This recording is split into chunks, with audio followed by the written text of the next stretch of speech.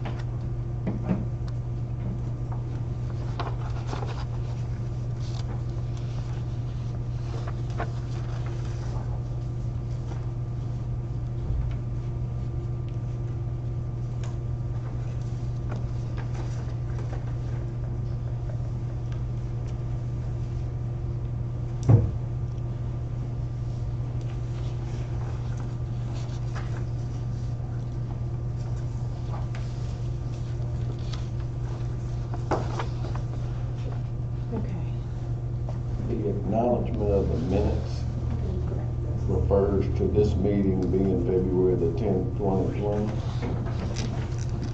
Is overstrike going to be okay?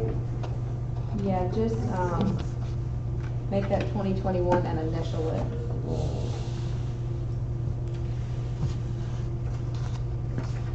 And Mr. Pickett, when you do the certification of electronic meeting, we do need a roll call vote. So you'll have to go through and call each person's name and ask for a aye officially from them. Okay. Do you need a list of all those folks? That was just on the board meeting, I think. Is everybody on? Do you see everybody on? We good technically? Yes, yes. Technically, Sorry for the delay. Let's come to order. First order of business is the certification of the electronic meeting due to COVID-19 emergency. Chapter 56 of 2020 special session. Acts of Assembly, also known as the budget bill, allows public bodies to hold electronic meetings when the governor has declared a state of emergency pursuant to Virginia Code Section 44-146-17. Is there a motion? So moved. Second. Vince Garland has moved that the Northern Neck Soil and Water Conservation District certify the nature of the declared COVID-19 emergency, makes it impractical or unsafe for the board to assemble in a single location, and further that the agency items be taken up at this meeting are necessary to continue operations and discharge lawful purposes, duties, and responsibilities of the board. Motion was seconded by Fay, and we will do a roll call vote starting now. Mr. Johnson. Aye. Mr. McCarty. Mr. Powell. Aye. Mr. Van Landingham. Aye. Mr. Wilkins. Do we have the Zoom audio on? Are they not hearing us? They just have to have time to unmute themselves, and so that may be the delay. All right, call Billy. Mr. McCarty is unmuted now. Yes, aye. I'm McCarty. Okay, thank you. Mr. Wilkins. Aye. We have no video. Yeah, both the cameras are down. Do I need to go get Chris? Well, no. What video are they wanting to show? Well, in Zoom, you can't see either of the two cameras for the Richmond County or public meeting. Both of those are dead. All right. So the only one that I'm really going to be able to turn on is this one right here that just popped up, and that's just going to be coming from this one here. Yeah, that's showing Shirley. Yeah, Shirley, you're on. That's all you need to see anyway, that's all The right. spotlight. I can, Sure, okay. usually this one is the one, but I can't see this on my screen and show full here, so it's just confusing. Okay, So they may just have to pretend that they can see. okay. But the full one is recording for the, Yes, the full one, this is recording on YouTube. okay. All right, do I need to call anyone else? Yes, did you go through the full? Well, I guess. Wilkins was the last one I heard. Okay, I haven't called on you.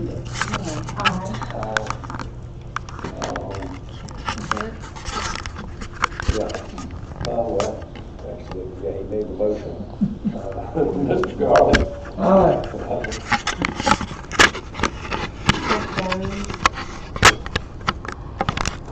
Mr. Jones.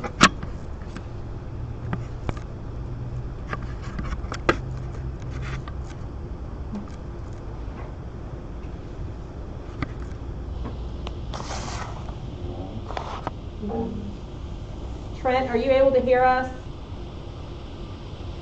I can hear you very well, Kathy, but I can't hear much of what's going on the bench up there.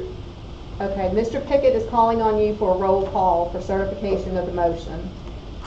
Aye. Thank you.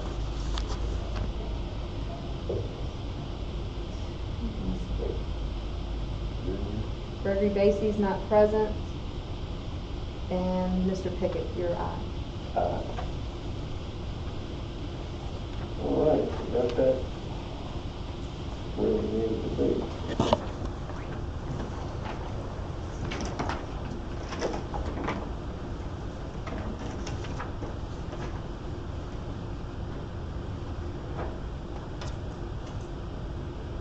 All right. First order of business is minutes from the January 13th, 2021 meeting. Not done so, please take a moment to review, and we will act on Mr. Pickett, I'm getting feedback that says they cannot hear you. Is your mic on? it. Yes. You might need to move it closer. Or put it down, like, so that it's under your, it's catching the noise from under your mask. Yeah, try that. Test. Is that better? There's a little bit of feedback. Is there a motion to approve the board meeting minutes from January 13th, 2021?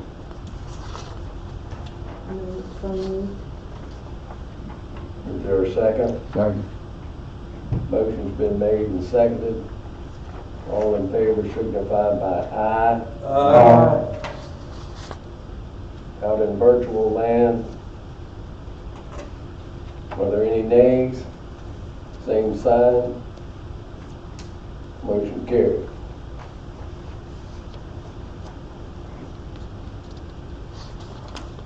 Treasurer's report. I'll read this as long as my glasses don't fog up. Income, investment income, $83.87. Local funding, $11,062.50. Total income, $11,146.37. Expenses for the month was $24,537.52, leaving us in the red $13,391.15. And for the year, we are still in the black,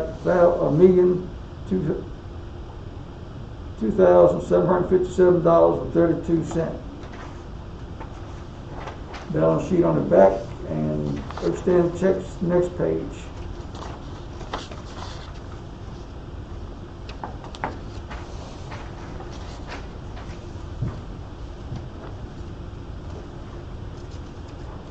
Any questions regarding the treasurer's report?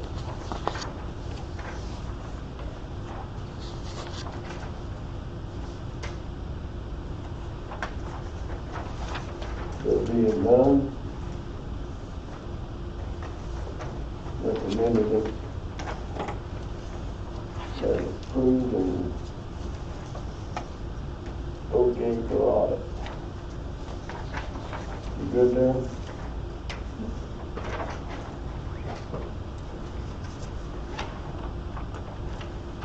Approval of nutrient management plans for tax credits.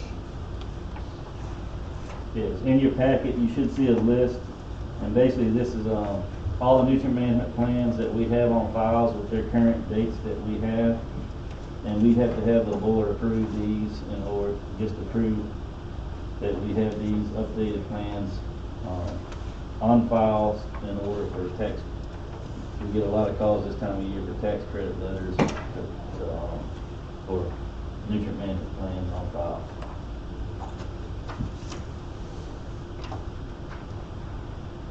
So we just need that. All right, question, these, not every one of these is asking for a tax credit. No, But we, this is just, yeah, we're. if they call, we have it, and the board is approved, so I can write a letter saying the board approved on today's date that we have the plan on file. And this is the date that we have on, the dates that we have on file. Right. So we take care of the procedural step. Okay, can we do all of these in one, or we got to do Yes. each county? Just the list, the whole Alright. list in one. Okay. Mr. Chairman, I move to approve the nutrient management plans for tax credits. Is there a second? I'll second. All right, motion's been made and seconded to approve the list that's in your packet of the completed nutrient management plans for the Northern Neck Soil and Water Conservation District. All in favor, please signify by aye. Aye. All opposed, same sign. Okay, motion passed. Any questions out there in virtual land? Hearing none, we will proceed to the next order of business.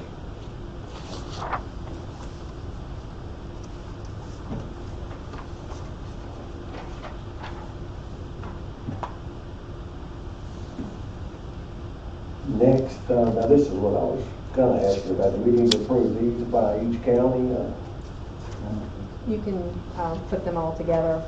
You can put them all, you should be able to put them all together. We have 6 Chesapeake Bay Ag assessments, we completed last week. Aaron and myself did the field work last week and got typed up all the information. They all passed, they all had at least 25-foot buffer, and have enough BMPs in place to encroach to that 25-foot buffer, so there doesn't need to be any action. But based on allotments of, I guess, budget money from those 4 counties, those 3 counties, they each get 2 assessments for last year, and we completed them and need the board to agree. Okay, well, first of all, thank you for the good work, and we can accept the motion to approve these Chesapeake Bay Ag assessments.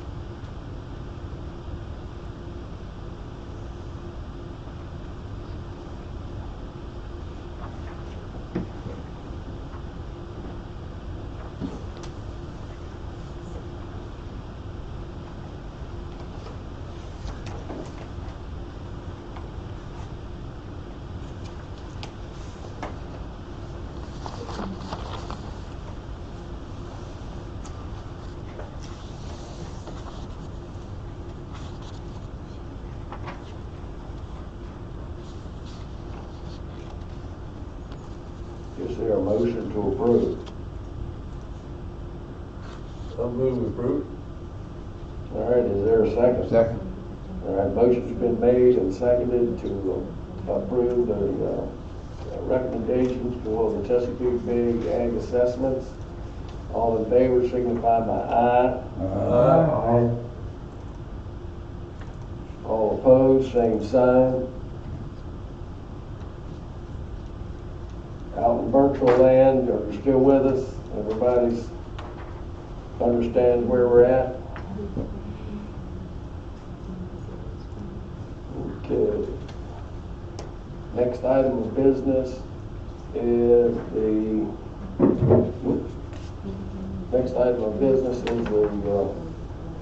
approved additional fiscal year 21 tax allocation from the Virginia Soil and Water Conservation Board. This would be page 2 of the code. This is, the extra money, we talked about it last board meeting. I talked to Amy since, and, basically from my understanding is we just, they've already put the money into the tracking program for us.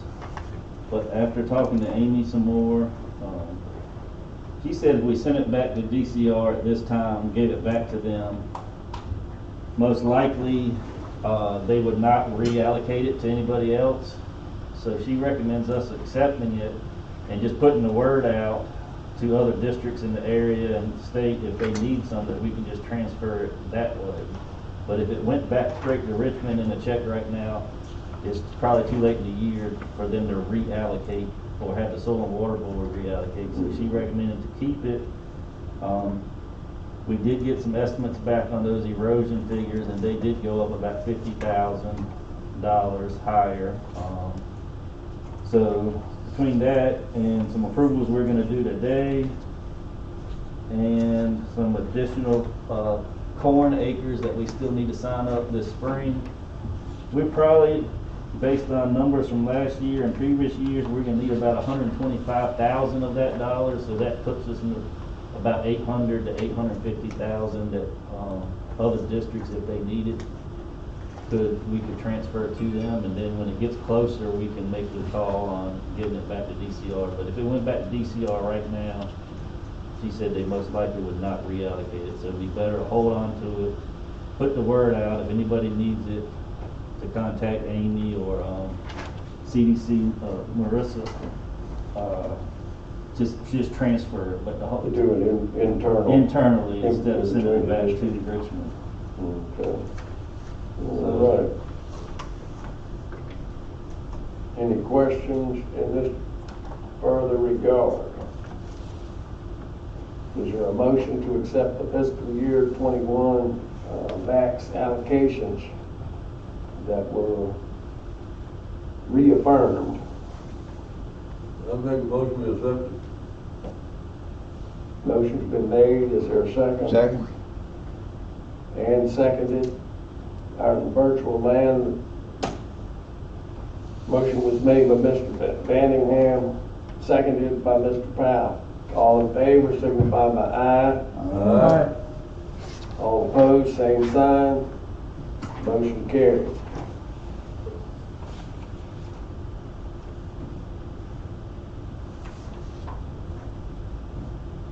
Any questions? Okay, moving on with the agenda. Executive committee, I'm not sure of anything at the current juncture. Ag committee, Mr. Garland? I think we just took care of that. No, we didn't. We didn't? Okay. You should, in the next papers in your packet, recommendations from technical staff. Due to COVID, and we had plenty of money, instead of having a ag committee, we decided just to try to bring this here. This is everything we have left on the books for cost share at this time. We're still going to come back and do corn, sign up later. So we're asking to do our second round of approvals, which is everything that we have signed up through small grain. I have had a couple come in since last week that I'm not, but we'll get that on round 3. So, but as of last week, this would be second round approvals. As you see, total approvals of $336,596.30, and will still leave us a remaining fund of $1,123,746.21. So item 1, we would be recommending for the non-COIA approvals a total of $311,043.80, and it's broken down in NM1A, which is nutrient management plans, NM4 is split application of nitrogen, on small grain. NM5N is advanced applications of nitrogen on small grain, which could be precision, could be multiple 3 splits, different things. NM5P is phosphorus. SL8B is cover crop, no regular cover crop. SL8H is harvestable cover crop, and WQ4 is legume cover crop, for a total of $311,043.80 to approve. Mr. Chairman, I move we approve item 1. I second it. All right, motion's been made by Mr. Garland, seconded by Mr. Van Landingham, that we approve the DAX non-COYA recommendation from the staff. All in favor? Aye. Aye. All opposed? Same sign. Motion's carried.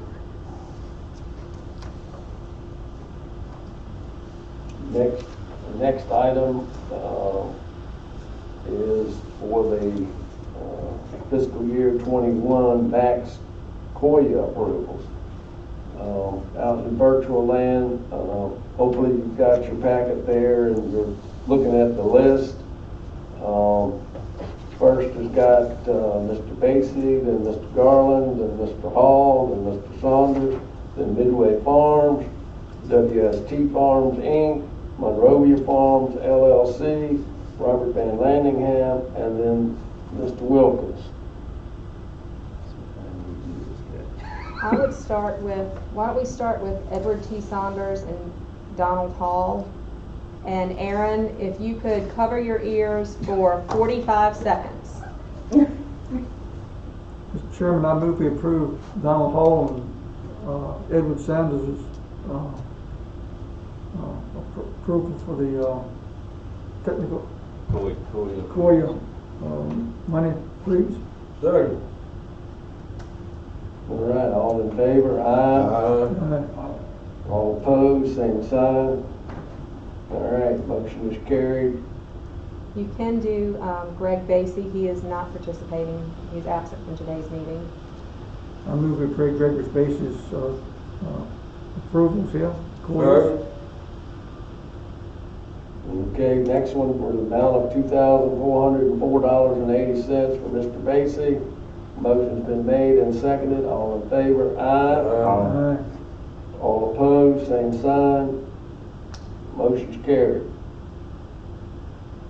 You want to do Richard Wilkins, and Richard, if you could cover your ears for 45 seconds. Mr.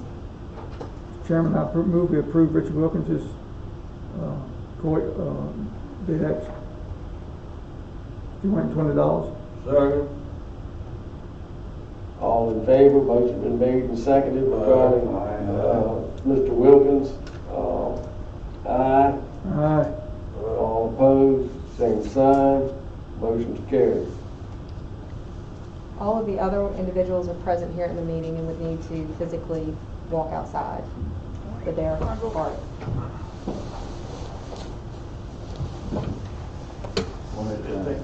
Just one at a time, Shirley. Vince will go and then you can go.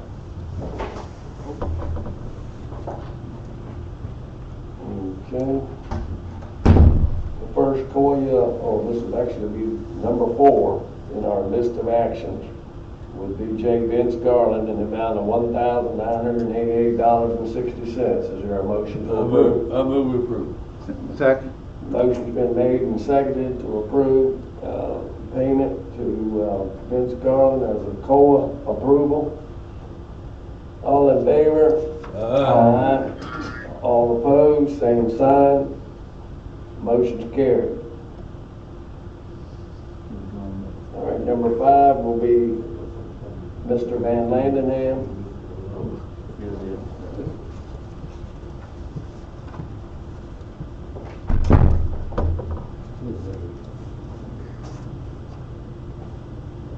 All right, Mr. Van Landingham, the amount of $11,067. Is there a motion to approve?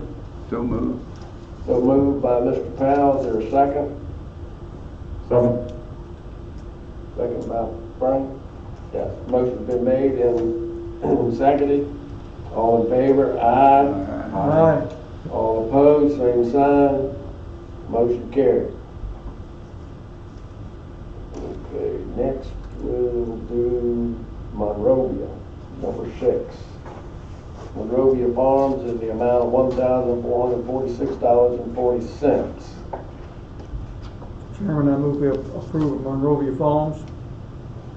Motion's been made. Is there a second? Second. Second by Frank. Let me see. Gotta have. Bobby's in favor. Okay. So all in favor, aye. Aye. Aye. All opposed? Motion's carried.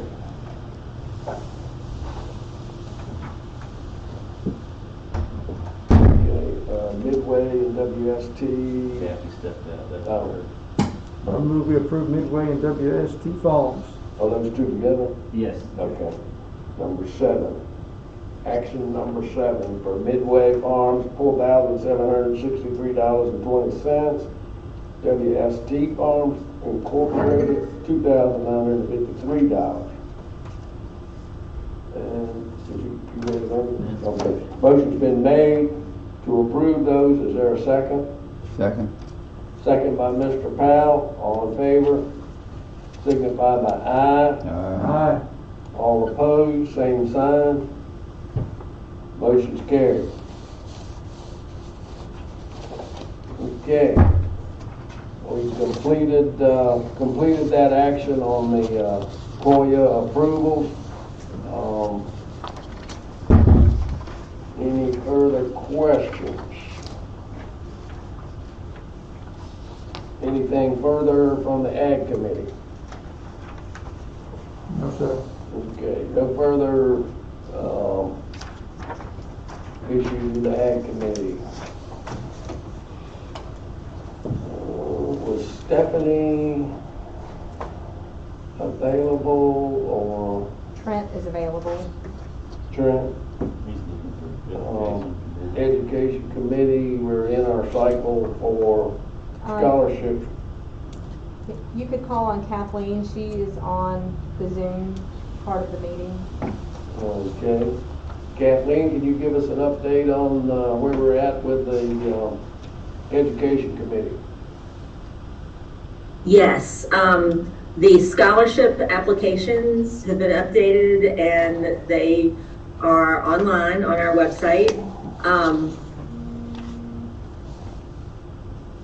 I have corresponded with all of the guidance departments and sent the applications out.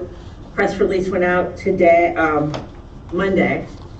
It's up on the website, it's on Facebook. So hopefully we will definitely get more than 2 applicants this year.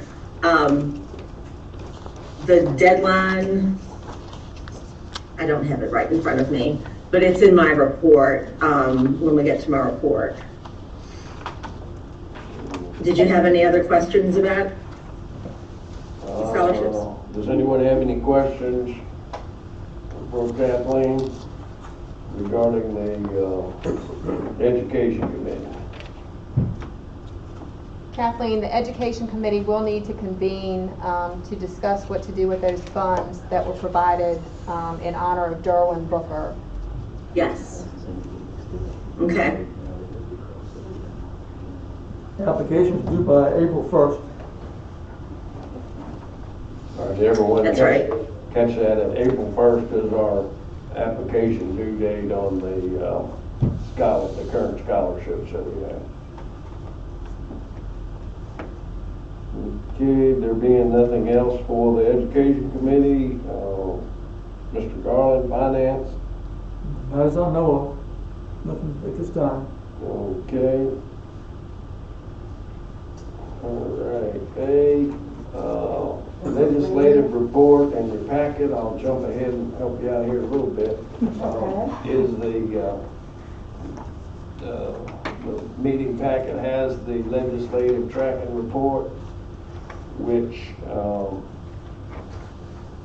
gives us the status of the bills. We are right in, I guess last weekend, we started with crossover, so that's good. And then, what's that? That's where we are. That's the bit. Yeah, and then we're at crossover. If you haven't had an opportunity to look at this report,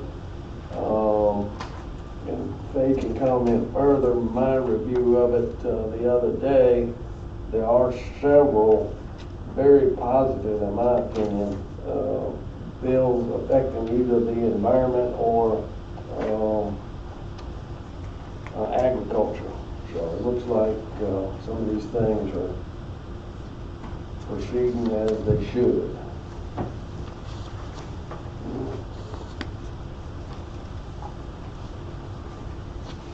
Please take the time, extra leisure to go through that, and if you haven't received that electronically, either from the district or from the state association, please let us know. Operations Committee, Mr. Powell. I don't think we have anything. Okay. We will be scheduling a meeting so that we can go through updating our strategic plan. That's next on my list, to reach out to Shirley and get something scheduled for that. Okay. Personnel Committee, I think for the moment we're up to date, I believe.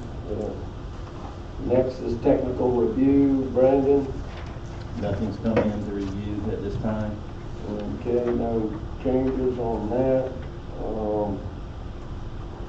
Was removed to partner agencies. Anyone from DCR? Marissa is online. Marissa's on, okay.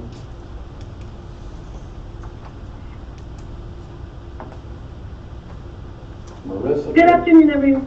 Hear me? Yes, go ahead. Okay, perfect.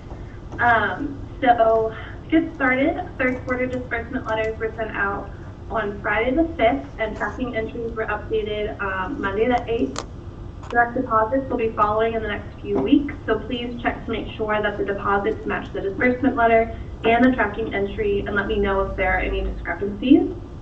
I don't know if I mentioned this last month, but big thank you guys for completing all the field verifications and entering data into tracking by the December 31st deadline. I really appreciate all of the good work and extra efforts carried on with the 2021 field verifications, which are due September 1st, 2021. Please get those done as time allows. Once again, DCR will be asking districts to help with tillage surveys across Virginia to determine current conservation tillage acreages. An informational meeting will be held Friday, and participating districts should have received an email invitation from Stu Blankenship, our Data Services Manager. The purpose of Friday's meeting is to gauge districts' likelihood of participation due to COVID-19 safety protocols. An additional meeting actually went out this morning with an overview of the survey process in order to prep for Friday's discussion. So in that email, you will find that there's an Excel sheet with details about the survey areas and payment info, along with a frequently asked questions document. So please make sure to review those ahead of the meeting on Friday. Subsequent training sessions will be scheduled to review the details of the survey process following that meeting. The survey will need to be completed by the end of June 2021. However, in reading through the FAQ document, it sounds like survey units planted with beans need to be surveyed in May/June, while any other survey unit not planted with beans should be surveyed in March/April. I recognize that this is a really short turnaround, so I'm going to be getting, and as soon as I get information, I'm going to be pushing it out to you guys as soon as I get it. There will be funding available for districts to conduct the survey. However, again, the grant does expire at the end of June, so please prepare to set aside some time for completion. And if you do have any questions, I will do my best to find out the answers for you guys. And then just a couple of reminders. Please take a look at the grant deliverable items listed in the report and just self-check yourself to see where you're at. And there are a couple training dates listed for cover crop and nutrient management training with registration and session details to be posted. Does anyone have any questions? Mr. Chairman, if I may, I have a question for clarification. Sure.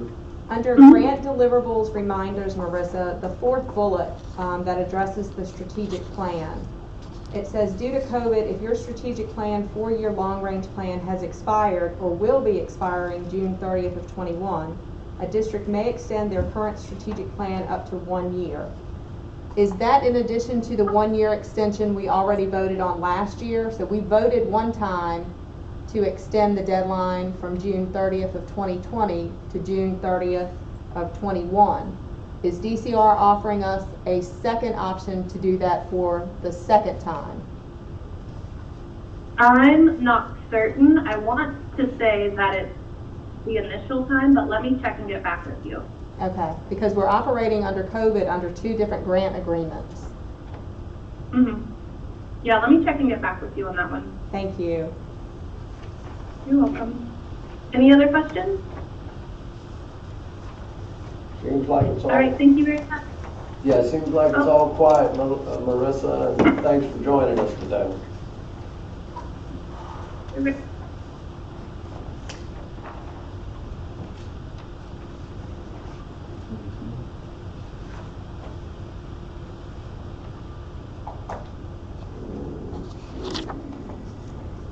NRCS. Is Lucy on? Yes, sir. It would help if I unmuted myself though, huh? So it's good to see all of you guys. I don't have a whole lot that's not in my report already, so I'll keep it short and sweet. Just a couple things I wanted to mention. I will be speaking during the Cooperative Extension, Virginia Biological Farmers, and the Virginia Beginning Farmer Rancher Coalition meeting tomorrow on high tunnels. I'll be discussing obviously what the high tunnel funding options that we have through EQIP. So if you all are interested in high tunnels or know anyone who's interested in high tunnels, please have them log in or look it up on the extension website or give me a shout and I can forward that along. We have been given some more deadlines since the last time I spoke with you all on as far as our funding for FY21 goes. The applications that we have already accepted and were entered in for FY21 funding consideration, there were 49 of those. We have to have those ranked in our new system by April 2nd, and hopefully we'll find out shortly thereafter if they were funded.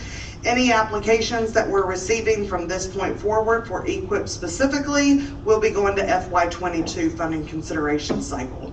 But of course, we're always accepting applications, so no reason to not accept them. The CSP application deadline has been set for April 30th. This includes all of the non-funded CSPs we had from last year, which were close to 60.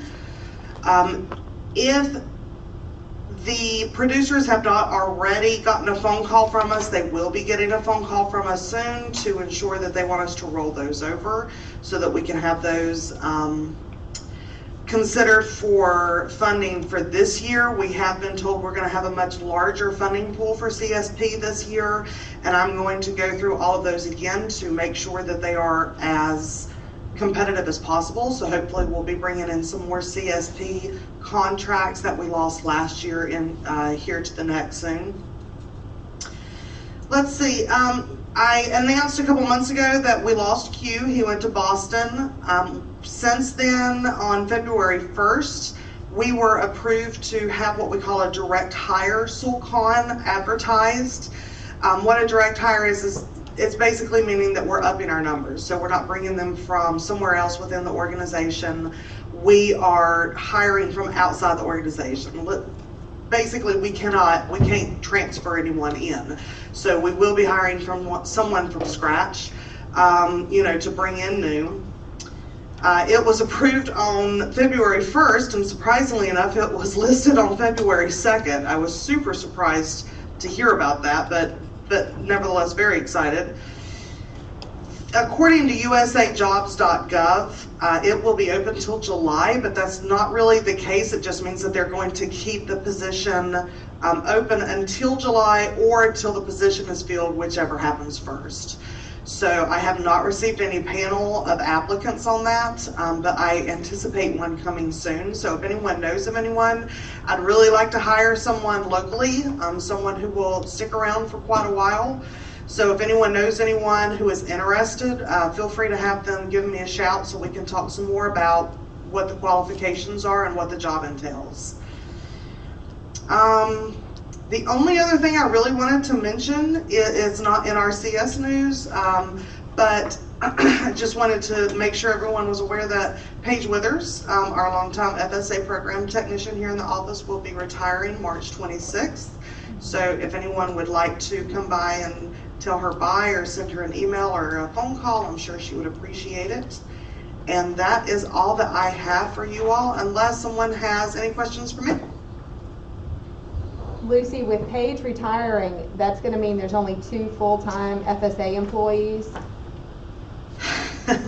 So that's the question for the ages. Yes, after Paige retires, there will, well, no, I take that back, actually, Kathy. They have already advertised for 2 program technician positions. The advertisement closed earlier this week, I think, and Sharina will, I would assume, be sent a panel to do some interviews here soon, and they're hoping to get those two new technicians on board before Paige retires so that she can help train them. Okay, so with that, it sounds like there will be 4 full-time positions. And I mention this because this board in the past has advocated for the filling of all lost full-time positions at FSA. So I just want to make sure we currently have 4 open positions there. Well, actually, it would have been 5. And we're only going to have 4. You know, honestly, I'm probably not the one. You probably need to speak to Sharina about that. Okay. So I just don't, you know, I don't know what's coming down the pike, and it's not really my place to say about anything that's happening HR-wise on her front.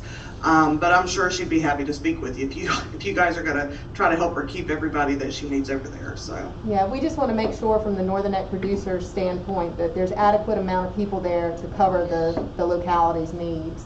Absolutely, and that's very important because this is a very busy field office. So. Lucy, I have a question. This is Vince. Sure, go ahead, Vince. The 1099s, is NRCS separate from FSA, or is it all combined into one? No, when you get your 1099, it will be combined. Now, if you call us before you get your 1099, I can only tell you what NRCS has paid, and FSA can only tell you what they've paid. But the 1099 will be what what USDA as a whole has paid. Thank you. I got 2 of them. I got one for both of them. Really? Yeah, sure did. Double taxi. That is news to me. I don't know. I've always been told that they come together. No, I did it one year and added them together. And, I had trouble with my tax people. They come separate from me for all the time. I mean, I can look into that for you guys if you want. But I think I'll tell you what's right. I think you got it wrong. Well, hey, you know, it could be. So, and they may have changed things. I don't know. I've always been told that they came together, but I'm not going to say that I don't get them myself, so I don't know that for a fact. I just know what I've been told. In my case, the numbers didn't match up. That's why I was asking if it was 2 separate forms or not. That's the reason I was asking. I don't know, Vince. If you want to come up here to the office, though, I'm sure we can work on it with you. My tax your account has some problems. We'll get together with you. Okay. Thank you.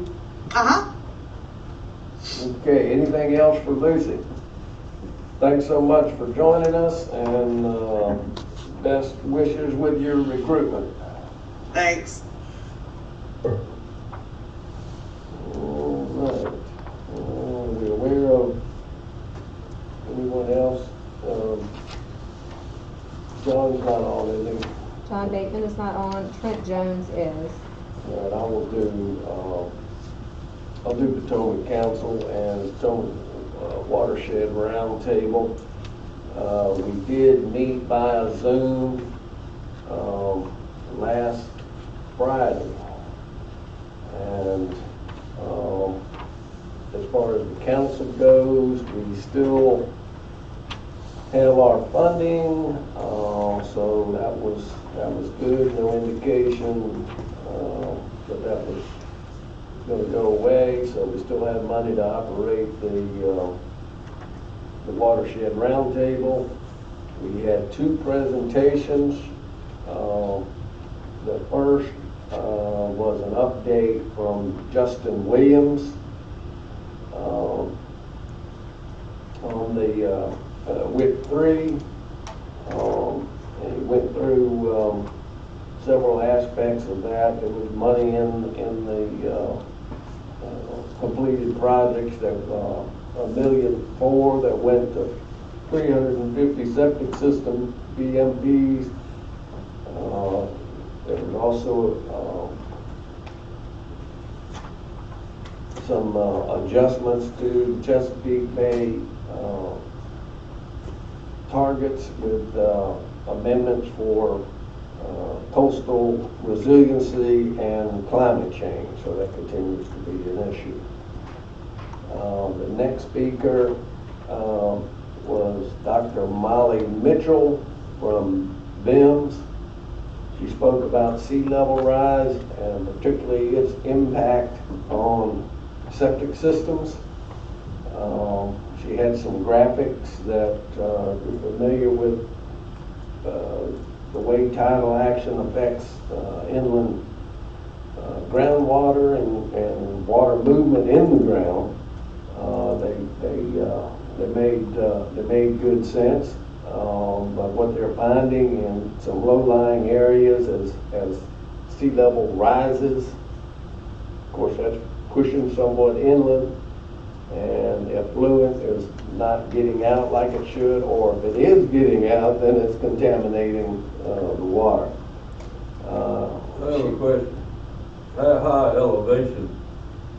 Where I live, I put 100 foot above sea level. It really would have no effect on me with the groundwater.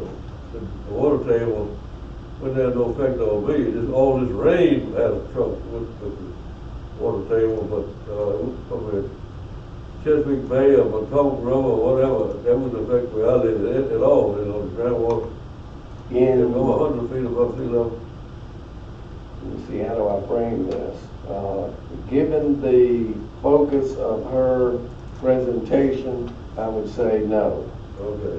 But down there where you live, they would have some effect, wouldn't it? Could potentially have some potential on that. There were 3 things. This is kind of in the enlightenment. We'll take a moment. That's one thing I like about the Potomac Watershed Roundtable is the enlightenment factor. So there were 3 areas that Dr. Mitchell discussed. One is human failure of the septic system, such as not pumping, parking over top of a septic field, allowing trees to grow up in the footprint of the septic field. The second was structural, which is basically related to the concrete and piping features of a typical septic system and the aging of those. And lastly was geologic, with high water, whether it's seasonal or whether it's permanent, and then of course low soil permeability, and we've had some of those situations as well. The next meeting is the April the 9th, which will be a review of the General Assembly and new legislation. Right now the plans are that will be by Zoom. We may get together live in October. That's the news basically for now. If you have any interest in following, the Zoom meeting was recorded, so you could get to it by going to the the Northern Virginia Soil and Water District, to their site and or the Potomac Roundtable site, either one, if you wanted to see either one of those presentations. Okay, Mr. Jones, anything new for the team here? Good afternoon, everybody. I hope you can hear me clearly. Let me know if you can. Just got a few updates from DCE for everyone. First off, the Northern Neck has been approved for 2 intern positions, one serving in Northumberland and Lancaster counties, and one serving in Westmoreland and Richmond counties this summer. Virginia Tech is hoping to post those positions come this Friday, February 12th. Those will be open to juniors and seniors enrolled in a 4-year college, majoring in a discipline that's related to the mission of extension. So if anyone's aware of anyone that would fit that criteria, send them our way. We'd love to have great young people to work with this summer.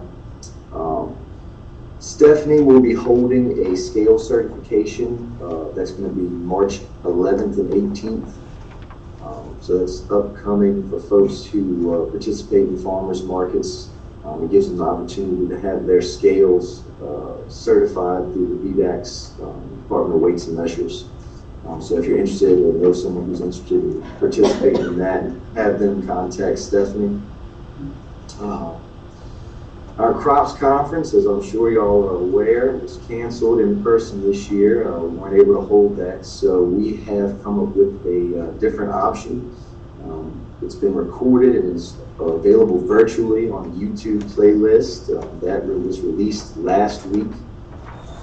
We've kind of gotten a little creative with our sponsorships this year, so folks who participate and fill out evaluations are eligible to be entered into a drawing that's being sponsored by the folks who sponsored the conference itself. So folks who fill out those opportunity to win some pretty nice prizes.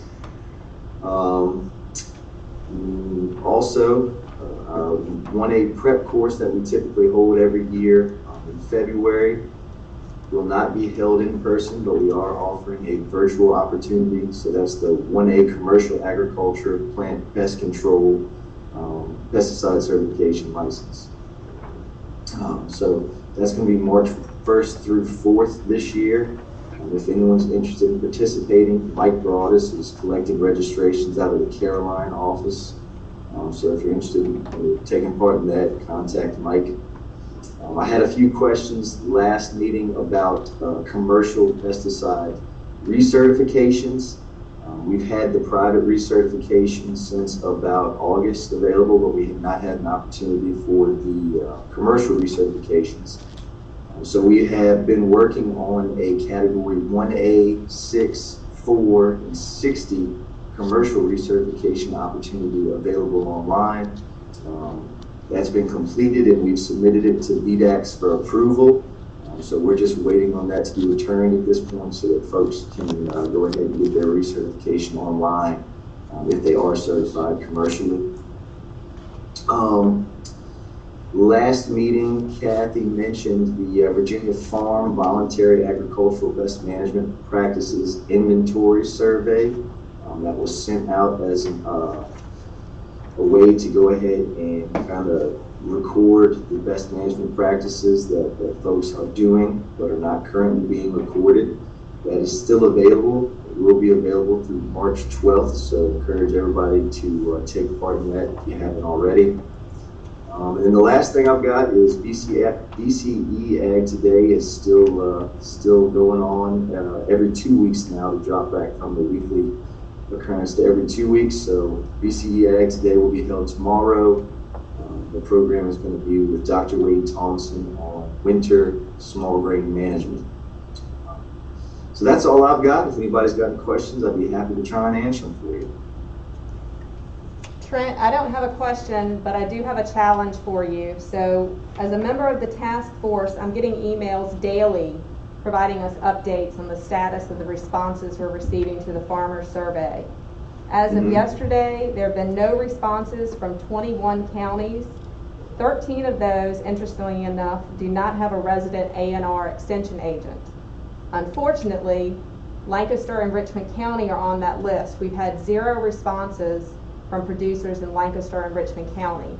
So I'm challenging you and Stephanie and Tara and everybody associated with Northern Neck Extension, as well as my own staff, NRCS. We need responses from the Northern Neck producers. Our Northern Neck producers were the ones that said they were doing voluntary practices that were not getting credited in the model. We've got to give them this feedback to prove that. This is the one chance we have to do that. So I'm challenging everybody, as Miss Richmond, the self-acclaimed Miss Richmond County, not to have any residents from my home county is pretty embarrassing at this point. So. I'll tell you one thing. Northumberland and Westmoreland County are better than Richmond County. Well. Is that right? We just can't go on record for 0 responses, and 1 or 2 are not significant enough either. We need a majority of the Northern Neck farmers to participate, and I'm encouraging everybody to encourage the farmers to do that. Tell them to call Brandon, and he will walk them through how to fill out the survey. Hey, you made the survey. And I'm happy to help folks with it as well. I think it's important that we continue to stress it. I'm doing my best to send it out every week and at least get in front of folks. But I can't take it for them, so we got to continue to stress this to folks how important it is. Yeah, and for our localities, I think word of mouth. I mean, we can put it on Facebook, we can do emails, but I think word of mouth works the best here on the Northern Neck. So, Bobby, I need you out there pushing for folks to fill this survey out. Did you send me one? It's available online. You have not received anything through the Postal Service. Okay. Can you put it in the newsletter? Kathleen did put a plug in the newsletter with the link. Yeah. Wasn't there an article in the Rappahannock Record as well? I think so. The extension agents primarily have been in charge with sort of the advertising arm of this. But it's just different because this time of year we would usually have large gatherings of farmers, face-to-face meetings, and we're not having that opportunity right now. All right, time to get it done now before we start planting corn. Yes. Surveys are due. The link is available until March the 12th. All right. Thank you, Trent. Glad you could join us today.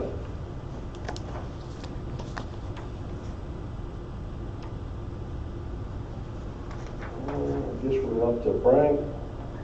Yes, good afternoon. I have 2 points that I will share as an update. And the first is the Area 3 spring meeting. We have been collaborating on creating the agenda for that meeting. When I say we, I'm talking about Hanover Caroline, who will be the host district this year, and of course Kendall with the Virginia Association of Soil and Water Conservation Districts. And then the second update is actually the National Association of Conservation Districts, otherwise referred to as NACD. They are having their annual conference for the past week or so, or this week, and I think it ends today. But I've viewed and attended a couple of those sessions, and it was interesting to hear some of our farmer producers and colleagues all around the country to express the same type of issues that we experience here. Of course, runoff, soil runoff, prices, and just the general needs of farmers as a whole to make sure that the industry continues to do well. So I'm just saying that we're not alone. I know that's obvious, but sometimes when you're working and doing your passion, you get isolated. But if I can just offer a word of encouragement, we're not alone, and there are people who are working to address our issues. So other than those 2 updates, any questions? Was there a date that Yes, April 20th is the date that I had. Do you have that, Kathy? As well? That's the same date that I have, yes. Yeah. Okay, there's the meeting, or there can be, I think it's going to be virtual, I think. Yeah, it's going to be virtual. know where you go. Right, know where you go. So I'm going to be over Computer, Zoom. computer or whatever. Yep, over the computer. Yeah. Okay. No crab ball. Okay, thank you. Yeah, no crab balls, or, hey, we ain't eating them, you save it up now, we do get loose, you can have a big one for us. I agree. We're gonna have a big feast when this is Yeah. all over. No trooper pot, nothing like that. I know Frank wants it, don't you, Frank?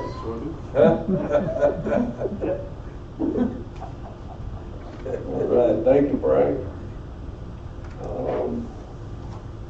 Staff report. Yeah, we want to start with Kathy. All right, a copy of my report is in the packet. I'll just highlight, since there was a question earlier about 1099s, the district also issues 1099s. Those were submitted online January the 26th. We used a third-party vendor to actually print and mail those out to the recipients. However, we all recognize that the Postal Service is severely delayed. So we have spread the word to folks. If you have not received your 1099 for calendar year 2020 from our district, certainly call the office. We have paper copies there. We can scan and email those. So please, if you have any questions, any member of our staff has been trained on how to assist with that. We have also been awarded $2,500 from the Rappahannock River Roundtable for support of the Rappahannock River BACS and VCAP technical assistance. That's something Lowry, in communication with Brian Huffman of the Friends of the Rappahannock.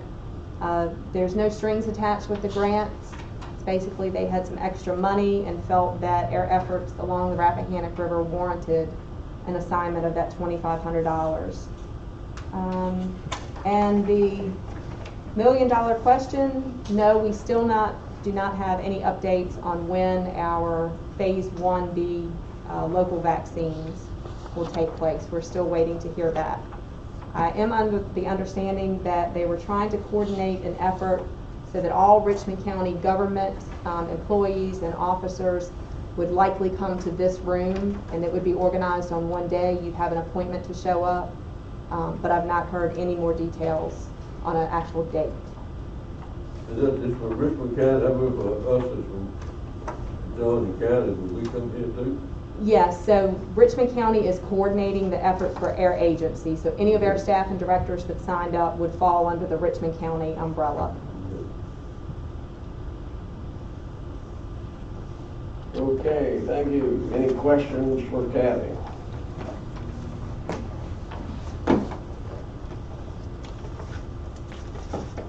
All right, Brandon. My report is also in your packet. I'll just highlight, did complete the turf and landscape nutrient management planning school. Unfortunately, the exam, which was scheduled for last week, has now been postponed because of COVID. So tentatively, I think they've moved that to April, but that could change again also. So waiting on actually taking the exam. We entered all the cover crop seed certification dates into the tracking program. Also attended the 4-day Steve Groff cover crop coaching series online, which was January 26th through the 29th. Completed the ag assessments, which we approved earlier. Updated all the cost shared spreadsheets and recommendations for round 2 approvals, which we also approved earlier, and we're currently making NM1 payments, which is nutrient management plan payments, getting part 2s and part 3s and payments completed in the tracking and spreadsheet. All nutrient management plans are due March 15th, so they're coming in quite regularly at this time for us to review and pay. Can I ask you a question, Brandon? Do we pay income tax on what we get for the pay? Different planners? Does that come in, cost share to us, or that just goes to them? No, if your planner is getting paid for your nutrient management plan, he gets the 1099, not you. Okay. Correct. So that amount that I got from y'all did not include that? Correct. Okay. Good question. Any further questions out in virtual land for Brandon?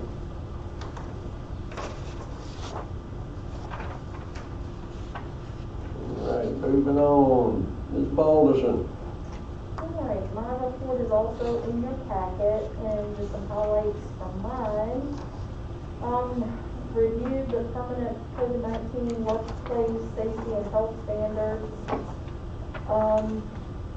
Contacted FSA and NRCS for contact information for the vaccine list for Richmond County.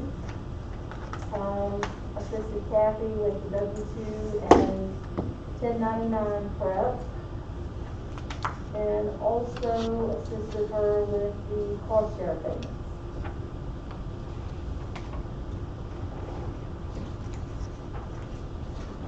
Very good. And Mr. Chairman, I'll point out, as Joanna referenced, Virginia has now phased from having an emergency COVID-19 workplace safety and health standards. They have now become permanent requirements. And I do believe, unless it's changed, Virginia was the only state in the United States that had enacted such. Okay, does that affect our policy at all? No, it just, we refer to the executive order. It is now a permanent without an end date. Okay. Does that mean, after this COVID stuff is over, after everybody gets the vaccine and things work itself out, that we still gonna be under that?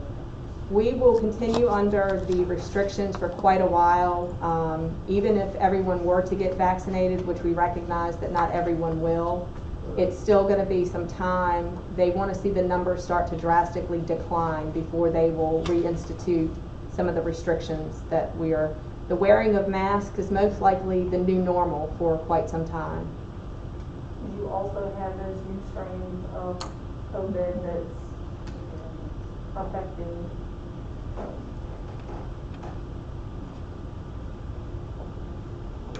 Okay. Valerie on? She is. Okay. I am. Good afternoon, everyone. Can you hear me okay? Yes. Okay.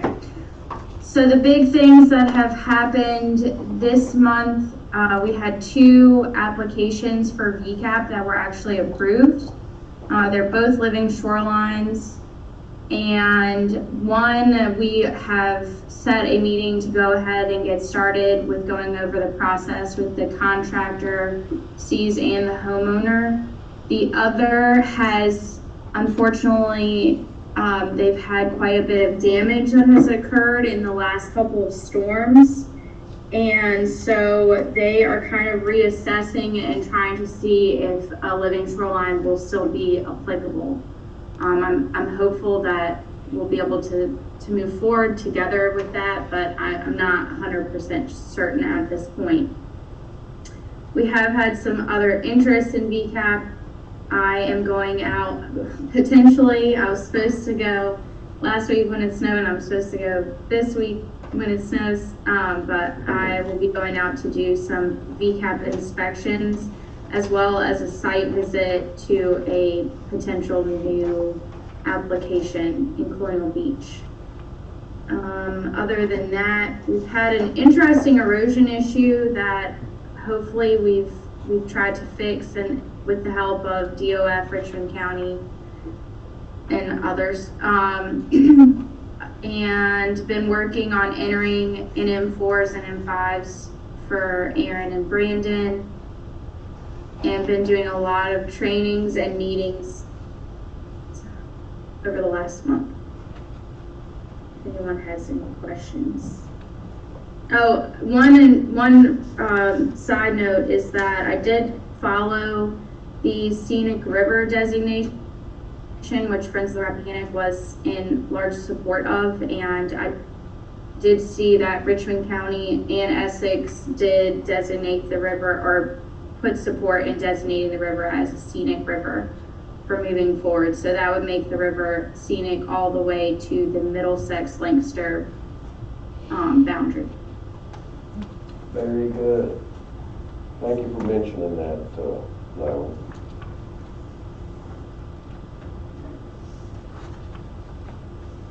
Any questions of Larry?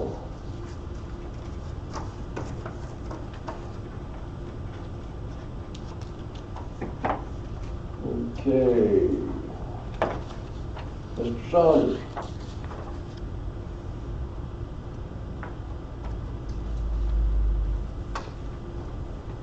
Aaron? There it goes. Am I on? There we go. There you go. I had a little lag in my computer. My report is also in your packet. In the last month, a lot of time has been spent on the nutrient management plans that have been coming in. We're probably a quarter of the way through, and we still got a good ways to go for just being a month left before the deadline. But also spent a lot of time on NM4s, NM5s, NM5Ps. I got the acres reports from FSA and compiled that information and basically used that for a second sign up, and contacted each producer that planted small green to pretty much figure out what practice they are planning on doing this year, whether it be just a normal split or if they're top dressing 3 times or variable rating. The Chesapeake Bay Ag assessments we did last week, Brandon and I, and other than that, there's been quite a few trainings and webinars, like the cover crop coaching series. That was a 4-part webinar. I got to do last 3 parts of it. I had a conservation planning training on the first day, but all in all, it's been a busy month since the last board meeting. Okay. Any questions? Thanks. I see you note the virtual mock and marathon. I haven't heard of anyone was going to participate. Sounds like fun. Mr. Drasco says yes, so I'll have to look at my calendar and see. All right, thank you, Aaron. Kathleen. My report is also in your packet. I will mention, first off, because I was in a meeting today, we're doing the planning phase for Envirothon, which is going to be virtual this year.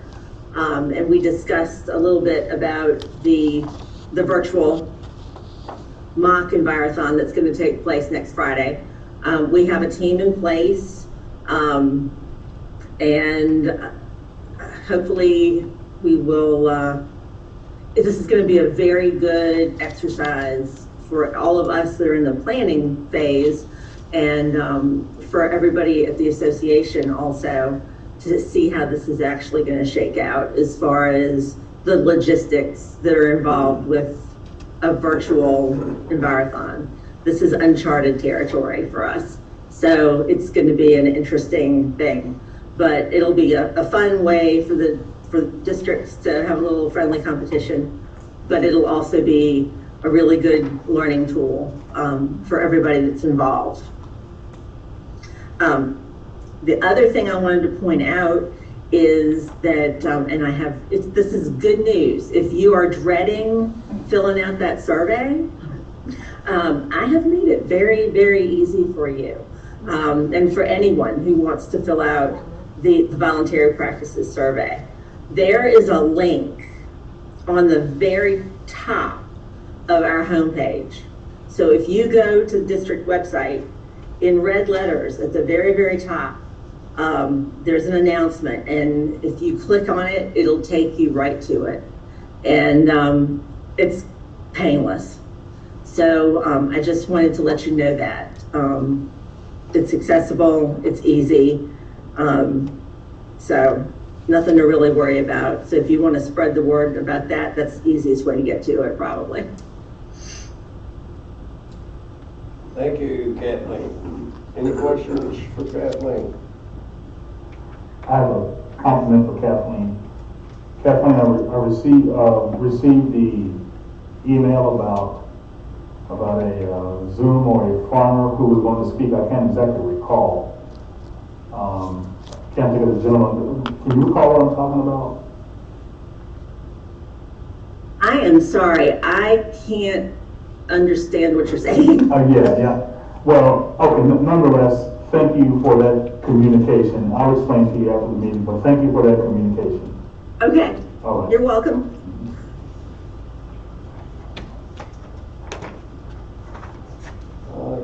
Is there any other new business?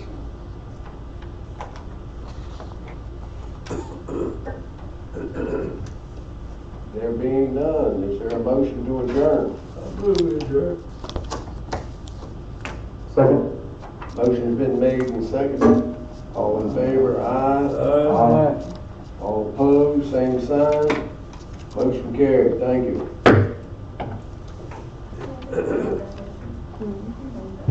Bobby, Frank. Hope they could heat on this building. Is that yours? Is for here? Oh, yeah, mine. Well, we get that. That's like a nice thing, but this thing gets Yeah, you can breathe better with this. yeah. It's chilly. Come on, heat on this building. I got chilly. Yeah, but I heard, the bird dog store or the log cabin store on West